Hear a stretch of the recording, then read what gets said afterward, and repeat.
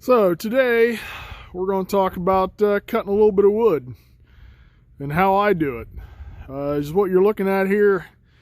In the cold months of the year, I use a outdoor wood furnace, which heats water, and then there's water lines that go in the house, circulate through a heat exchanger, and then your fan blows across the heat exchanger to move the heat into the house. So I spend a lot of my time cutting wood to keep this house warm.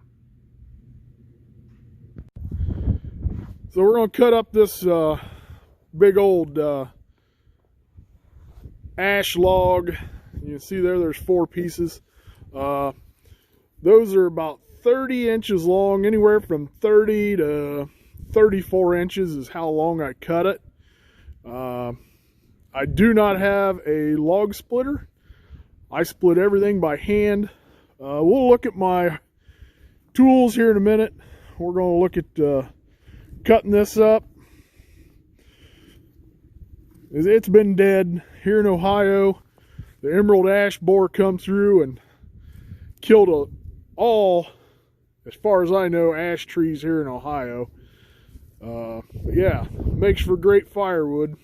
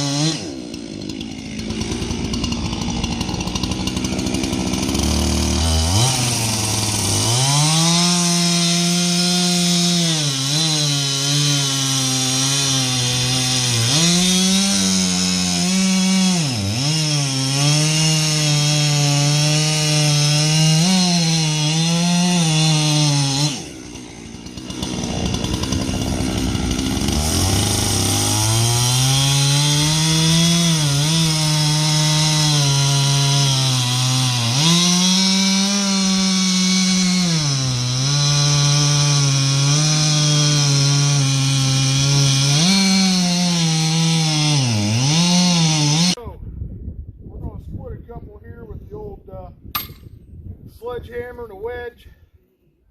These are pretty solid. They good wood, so we're going to split them in half with the wedge. Then we're going to hit them with the maul.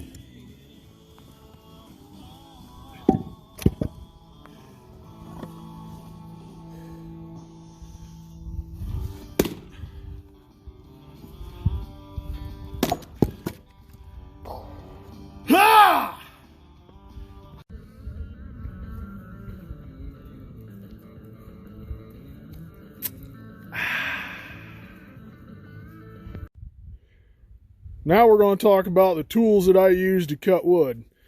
Here we have, this is a 372 XP with a 24-inch bar. Absolutely love this saw. Man, this thing can cut. I'm a Husqvarna guy. I had a steel back years ago when I first moved into this place and started cutting wood to heat the house. But yeah, this saw is freaking awesome. This saw, this is a 550 XP. It's got a 16-inch bar. As you can see, I absolutely use the heck out of this thing. It is the latest and greatest, I think, from Husqvarna. It is actually got a computer in it, and this thing can cut. I probably cut 90% of my wood with this saw. It's fast, it revs up, 50cc saw. It can crank some wood out pretty quick. I had a 435 before this saw. That thing was a pile of junk. That was a 38cc saw. This is a 50, and this saw weighs 1/10 of a pound more. So I gained quite a bit with this saw, and like I said, I cut a lot of wood with this. This is my splitting maul. This is a Gränsfors. This is made in Sweden. This is hand forged. As you can see there, it's really sharp, almost like an axe.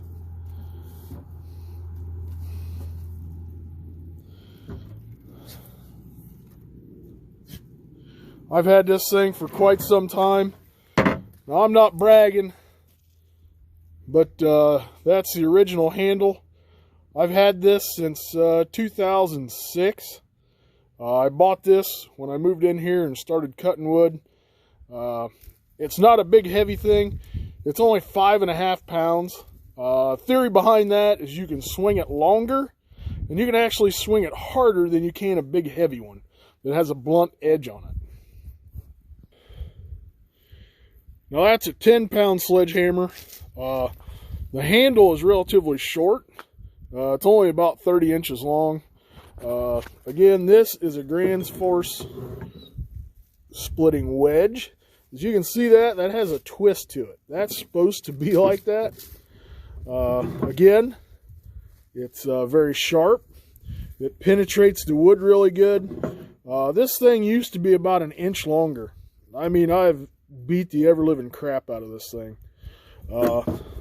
I've actually cut the mushroom off quite a few times, because that stuff right there, it can fly and bust off. The way it looks, it needs to be done again. It's getting a little lopsided, so when I drive it in, sometimes it turns, so I should straighten it up. Honestly, I just need a new one. In my toolbox, I got roller sprocket grease for the end of the bars, a brush off the chainsaw, or the dust off the chainsaws and stuff,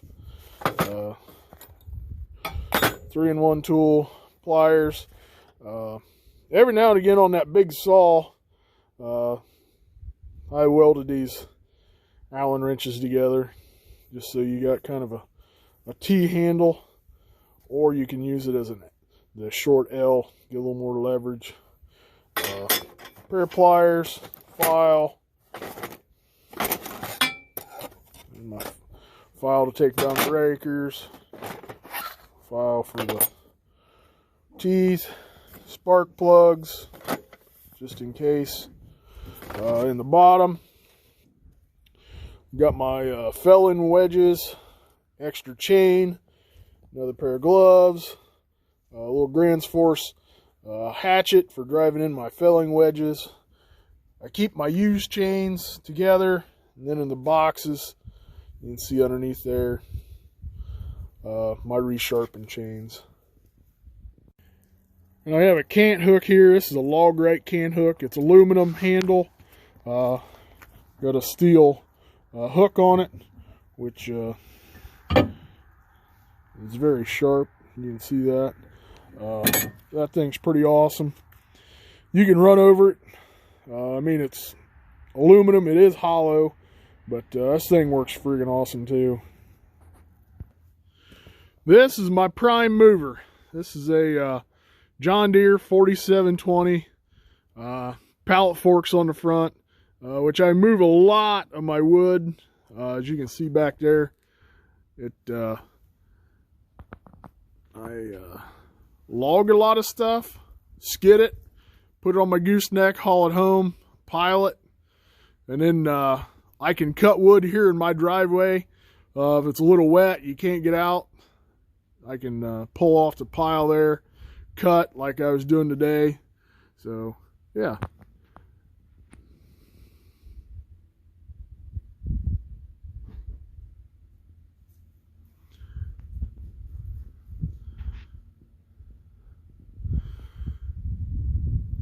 So there it is.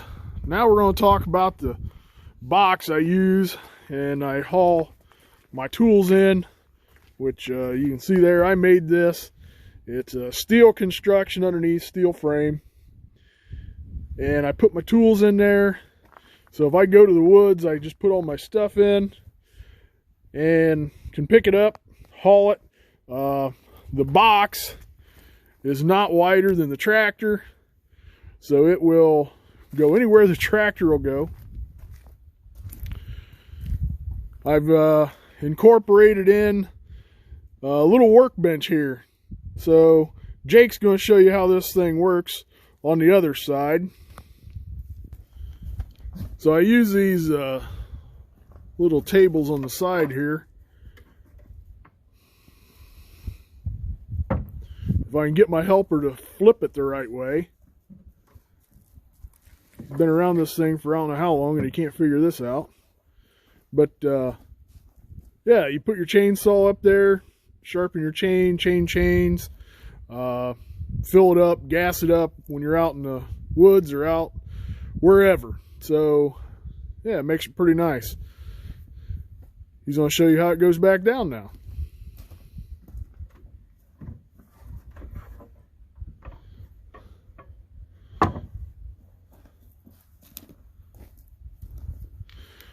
And in the bottom there, you can see I've got pockets here. I can slide my forks in from the back, and I can put my loader bucket on the front if I need to. And I also have a 2-inch receiver on the back. You can skid stuff, or if you need to hook a wagon up or something and pull it. I've converted old flat wagons, or like hay wagons, into wood hauling wagons. So you can see there, I have 2 wagons. I have 3. There's a third one, but that one there, I got to build new uprights for it. The 4x6s are pretty bad. That was one of the first ones I built right there. So I've converted to this. They are like anywhere from 15 to 16 feet long, and I can get 2 stacks of wood on there.